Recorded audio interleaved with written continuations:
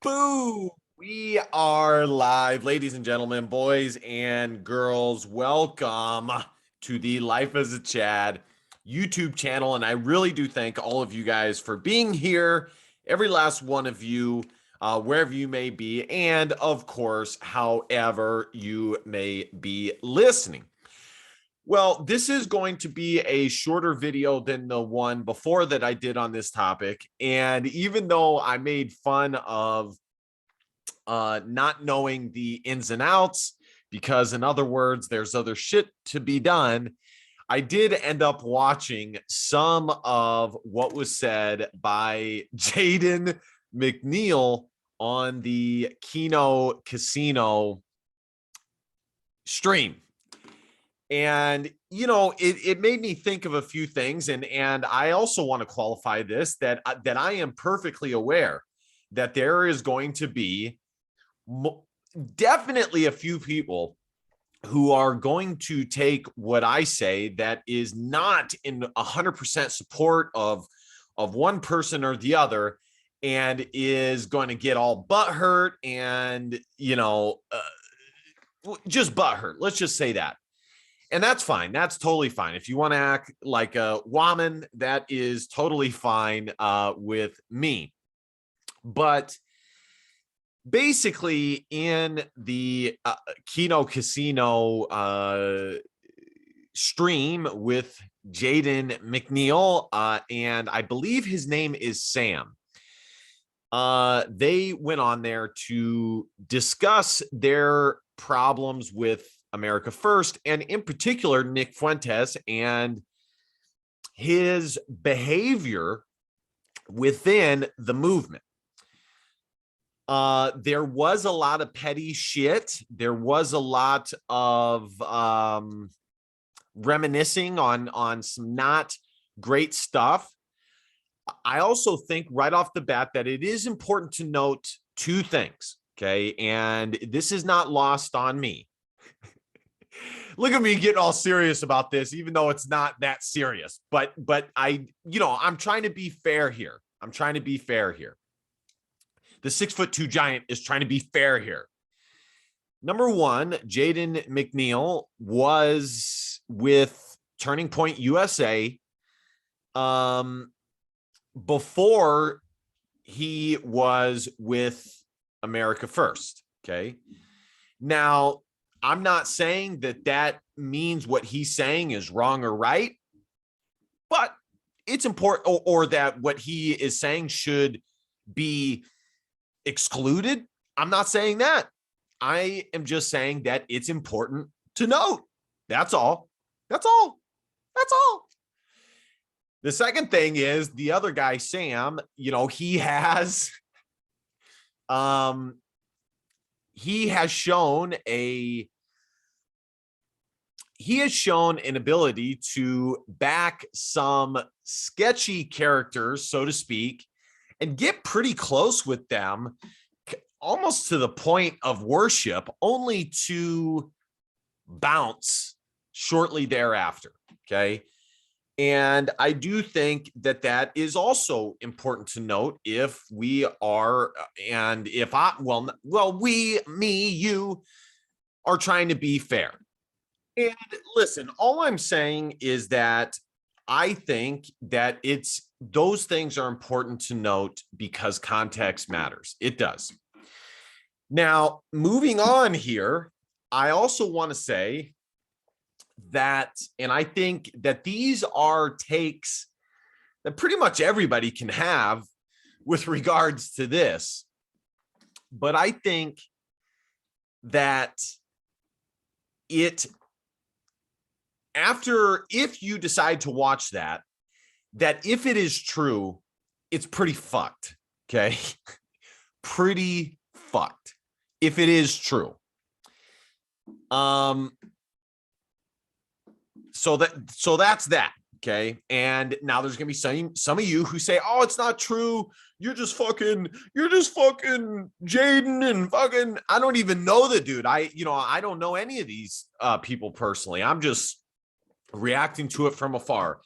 I am just an America First, American loving um, you know, former Division I water polo player, reacting to some of this drama. That's all. Now, in my previous video, I said that I did point out a few of the things I disagreed with Nick Fuentes on. And one of those things was the marriage thing. And it's not even necessarily a full disagreement, because what I've seen with Nick is ultimately he does think that marriage is what he should do. And ultimately he thinks it's good. Now, by the way, in the Keno Casino thing, it was basically questioned how pious Nick Fuentes is indeed. Okay. And you know, that's not great. Again, if it's true, not great. Now, by the way, I also think that in general, all this internet drama is pretty lame and pretty beta, pretty womanly behavior. I really, really do. Just in general. And in general, you know, none of us really know what is going on behind the scene. And that is why it is important to watch with a critical eye and be careful not to get too sucked in, because some of these people are very charismatic and you want to believe them, but you need to be a critical thinker and really watch. Okay. So I said that, as I said, that one of the things I somewhat disagree on is the marriage thing. And I, you know, for me, I personally think that that is the most important thing that a man, that Christian men, white men, straight white men, I mean, the whole 9 yards can do is get married, to have purpose, be a staple in the community, be leaders in the community, and build your wealth. I think that all those things I just said, very important. The other thing that I disagree with Nick on, and I've a few people have joked to me about it already since I started doing YouTube a couple months ago, which is the working out thing. I think that is vital for men. I can see the aspect that can be that it can turn kind of lame and kind of worshipy and kind of feminine rather than masculine. But in general, working out is a masculine thing. And also it is a space where men can be around men and be men. Okay. And to me, that is hugely important. It really, really is. And as someone who, as I said, played Division I water polo myself, who has been a part of sports teams my whole life, there are so many other things other than the physical looks that working out can do to help you, such as learning how to be a team player, such as learning sacrifice, such as learning how to do what's best for the team in general, rather than what's best for you as a player. I mean, there's many things that sports has helped me with in life that nothing else I've done has helped me nearly as much. And I think that Nick misses the ball on that. He basically thinks that working out is GAY. And I think he is totally wrong on that. I really, really do. You know, I think part of the reason why men are so fucking weak in this country is because they're not men. Their testosterone level is at the level of, you know, they're 20 years old with the testosterone level of an 80-year-old man or a fucking 9-year-old kid. Okay. It's not where it needs to be. And it's because they don't train. They don't get after it. They don't fucking get the pump that our ancestors used to get by doing back-breaking labor. And furthermore, you know, it also helps with just your mindset, your stoicism, your ability to think clearly and to operate in a state of flow and readiness. It really does. So I totally disagree with Nick on that. If I had to choose between gaming and working out, it's not even a contest. To me, it's not even fucking close. But the thing is that working out is hard. And, I don't want to call Nick out here or anything like that, but I think that's why he doesn't do it. And that's why he thinks it's lame, because it's hard. And he's not an athletic guy, and therefore he thinks it's lame, which is fine. That's totally fine. It's okay to disagree on some things. Totally fine. So, and I forgot to point that out in the other video. The main thing here that I think is very important to note, and this has been a criticism that has been levied against America First, and more specifically, the Nick Fuentes version of America First, a few times. And, some of the earlier people who have levied this criticism have pretty much been ripped to shreds by the following that Nick and America First has. But, Jaden, and, I was seeing if I could find something here. Let's play a little bit of this, and then I will pick up right where I left off on one of the major criticisms. Here we go. Let's have a listen. And then it was just a slow decline to the point we were always in 3,000 or less by the time that Cozy was set to come out. So they were faced with a choice. Do we admit that, last time people saw us have legitimate viewership numbers, they were around 8,000, 7,000, etc.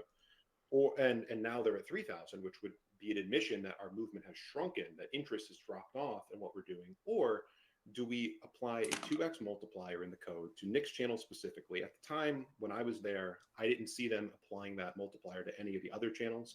If that's true, I was totally wrong. I thought Cozy was killing it. And in general, I think it's totally fucking awesome that Cozy.tv was created. I really do. But in a previous video I did about Destiny joining Cozy, I basically said, like, if this is I gave the positives and the negatives to Destiny joining Cozy, and I said, if this is a war, a political war, if this is,